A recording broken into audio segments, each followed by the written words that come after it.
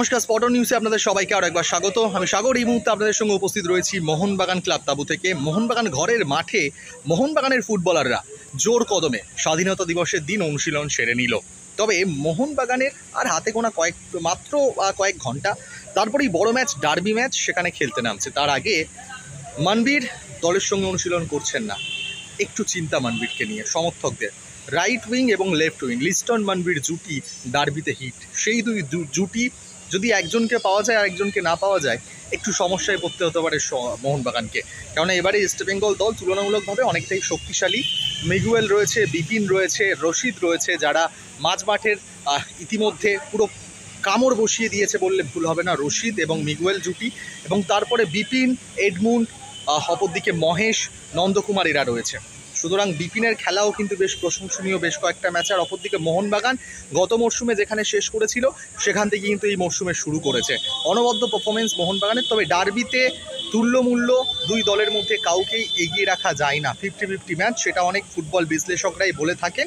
সেই হিসেবে দেখতে গেলে মোহনবাগানের জন্য হয়তো একটা সুখবর বলা যেতে পারে। সুহেল কিন্তু সুস্থ হওয়ার পথে। তিনি কিন্তু যে চোট লেগেছিল ডার্বির আগে, সুস্থ হয়ে যাওয়া। মানবীর যেহেতু সাইড লাইনে, মানবীর যদি না খেলে অনিশ্চয়তা থাকে মানবীরকে নিয়ে, সেখানে কিন্তু সুহেলের ফিট হয়ে যাওয়াটা অনেকটাই পজিটিভ দিক মোহনবাগান সমর্থকদের জন্য, মোহনবাগান টিমের জন্য।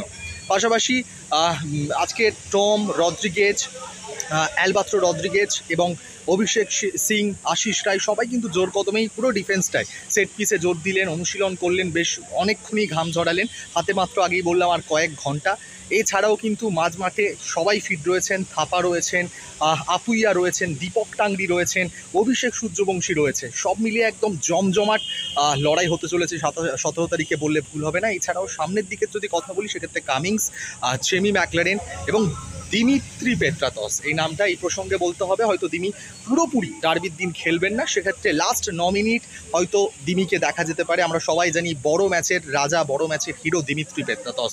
যখনই বড় ম্যাচ, মোহনবাগান বিপদে পড়েছে, সেখান থেকে মোহনবাগানকে উদ্ধার করেছে দিমিত্রি।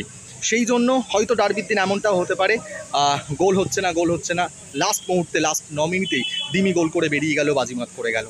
এমনটা হলে অবাক হওয়ার কিছু নেই। এই ছবিও আমরা দেখেছি। সব মিলিয়ে কিন্তু জমজমাট হতে চলেছে এই 17 তারিখের মহারণ ডার্বি। তার আগে মোহনবাগান প্র্যাকটিস সেশন থেকে এটাই ছিল গুরুত্বপূর্ণ আপডেট। অপরদিকে ইস্টবেঙ্গলের অনুশীলনে আজকের জয় গুপ্তা যোগ দিয়েছেন। ডার্বির আগে জয় গুপ্তা ইস্টবেঙ্গল শিবিরে যোগ দেওয়া একটা কৌতূহল প্রশ্ন সমর্থকদের মনে তৈরি হচ্ছে যে তাহলে ডার্বিতে কি জয় গুপ্তা খেলতে চলেছে মোহনবাগানের বিরুদ্ধে। তবে এই সম্পর্কে এখন খোলাখুলি পাকাপাকি কিছু আপডেট পাওয়া যায়নি। তবে এটুকু কনফার্ম যে মোহনবাগান ম্যাচ আগে, মোহনবাগান এই বড় ম্যাচের আগে জয় গুপ্তা কিন্তু ইস্টবেঙ্গলের প্র্যাকটিস অনুশীলনে যোগ দিলেন।